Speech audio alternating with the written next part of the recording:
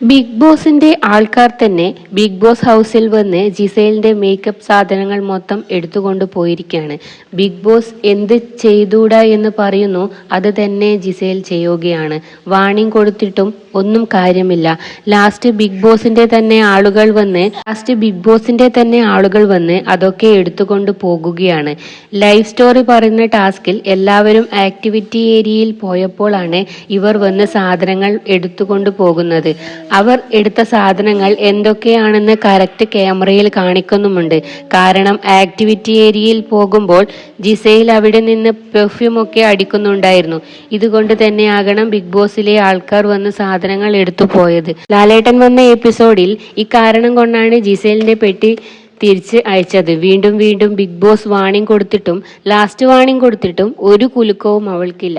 ഇനി ഈ വീക്കിൽ ലാലേട്ടൻ വന്നാൽ അറിയാം എന്താണ് കൊടുക്കാൻ പോകുന്ന ശിക്ഷ എന്ന്. ഇത്രയധികം നിയമലംഘനം നടത്തിയിട്ടും എന്തേലും ഒരു പനിഷ്മെന്റ് കൊടുത്തില്ലെങ്കിൽ ബിഗ് ബോസ് സീസൺ 7 തന്നെ നാണക്കേടാണ്.